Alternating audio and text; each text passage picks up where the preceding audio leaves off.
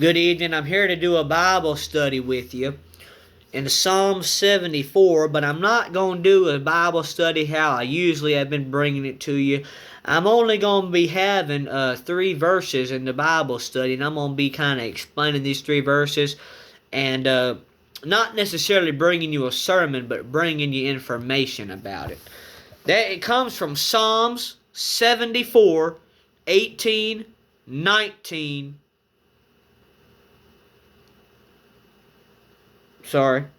18, 19, and 22. So go ahead and underline or circle them verses. 18, 19, and 22. And I'm just going to read them to you. Verse 18 says, "Remember how the enemy has mocked you, O Lord, how foolish people have reviled your name." Verse 19, "Do not hand over the life of your dove to wild beasts.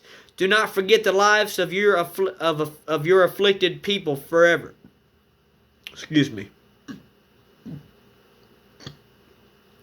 Verse 22 says, "Rise up, O God, and defend your cause. Remember how fools mock you all day long." I'm really going to be focusing on 19 and 22, but I read 18 because they're talking about an enemy. And the Bible tells us, now this is the NIV Bible right here. I'm not preaching out of the King James Version. I'm not preaching to you. That's why I don't have the King James Version. But I'm doing a Bible study with you. Anyways, so verse 19 and 22 are good verses in Psalm 74.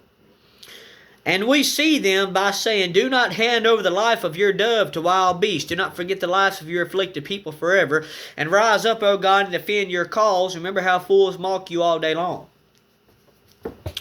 Many people are going to suffer on Judgment Day whenever they get cast into the lake of fire. Well, hell. Well, Jesus is the King of all kings. Whenever they get cast into the lake of fire, well, hell, they are going to regret all things that they've done. They are going to have an earthly memory of the things that they have done. So this verse in 19, "Do not hand over the life of your dove to wild beasts," is basically telling itself, don't hand over the life of the innocent to wild beasts. A dove is innocent. It's a bird. It does not know nothing. So do not hand over an innocence to the wild beast that's going to demolish it, that's going to take over it. Jesus Christ is the King of all kings. There will come a day when every tongue shall confess, where every knee shall bow. Jesus Christ loves you. Jesus Christ cares about you. And verse 22 says, "Rise up, O God, and defend your cause. Remember how fools mock you all day long." There's people who deny Christ, and they mock God. They make fun of the gospel. They pervert the gospel, and they shall suffer. But the Bible is a book that's a holy book. And the Bible is here for you and me to read. And if we would like, we can study it. But the Bible is not here for us just to do all of these things. The Bible is here for a purpose, for a reason. Now, as you see, my Bible is kind of all marked up. I've got things all marked up in it. Even a couple other pages, I've got them all marked up because I have studied this Bible. You say, well, that's the NIV Bible. Well, I believe that the NIV Bible is a good Bible, but I believe the best Bible, the best translation that you can get is the King James Version Bible. You don't add to it, you don't subtract to it, and you don't do nothing to it. Because the King James Version Bible is an amazing book. This is a holy book, as well as this. This is a holy book, and the Bible is here for us to read, for us to study. But back to the King James Version, let's go to Psalms 74 in the King James Version Bible. And I'm going to read to you what it says in the King James Version Bible.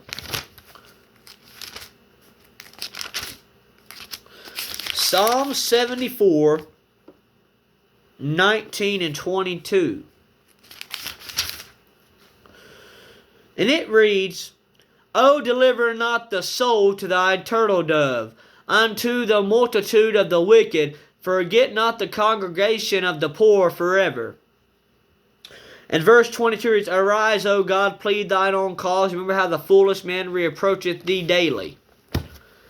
But I can tell you, multiple people are going to come to God one day. The great revival will happen.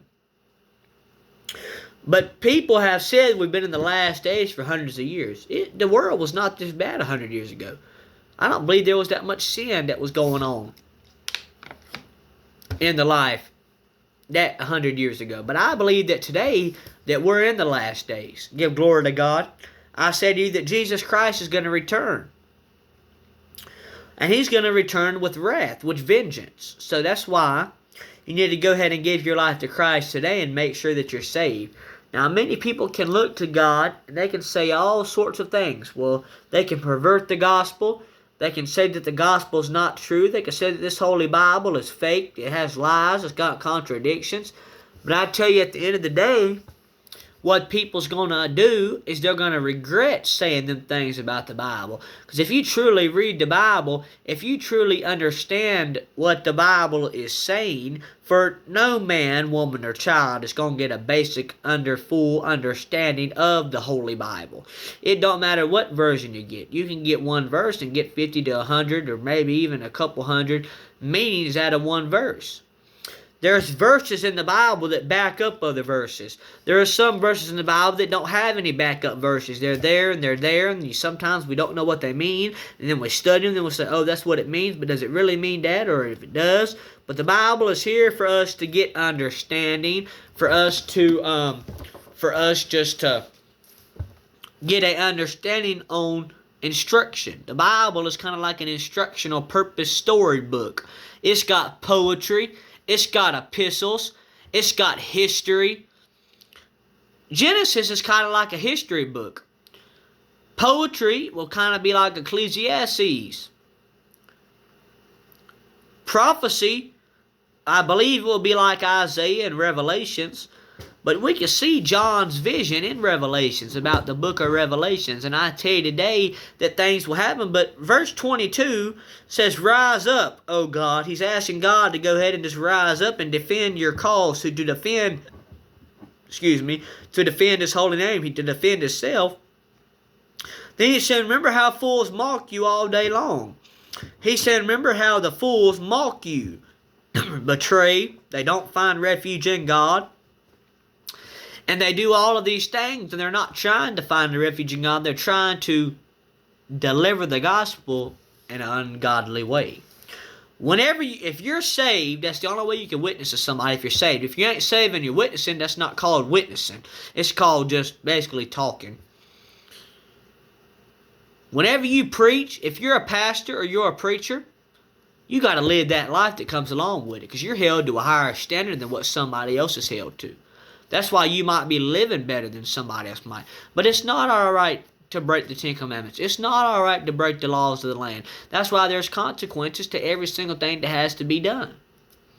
And I tell you today that people can realize things whenever they read this Holy Bible. And they can have a new vision on the world itself in their own point of view. But whenever they have the Bible, they can understand it and they can relate it to a good Christian cause. And they can relate it to themselves. I have a verse marked with 19, Revelation 6:17. Revelations 6:17. In Revelation 6:17, in the NIV Bible, remember I'm not delivering a sermon, but I don't know why I had it marked, but I'll just go ahead and just go over and read it with you.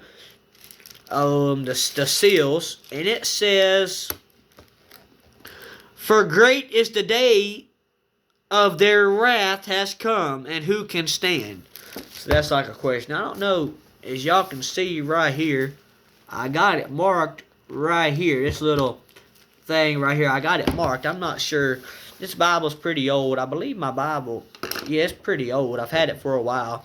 But anyways, what you got to read the Bible, and you got to pertain it, and you got to relate it to your everyday life. And throughout the days, throughout the times to come, people can all the time resort to something. And they can look to God for different things, and they can say, all right, I'm going to do this. I'm going to do that, but I'm going to keep doing this one sin. What you need to do is you need to stop doing all sin and stop sinning willingly, but not to sin at all. But Romans 3:23 proves to us that all of us have already sinned, and if a child hasn't already, he's going to. The age of accountability differs from every single person. It's whenever you understand the difference between right stuff and wrong stuff. And it differs between everybody. So the age of accountability is not 12. It's not 13. It's not 10. It might be 6. You might understand the age of accountability at 6 years old. Or you might not fully get it till you're 12 years old. But it differs from everybody. 5 and 12, that's 7 years difference. And that's a big difference. But it differs from every individual. The age of accountability differs from each individual.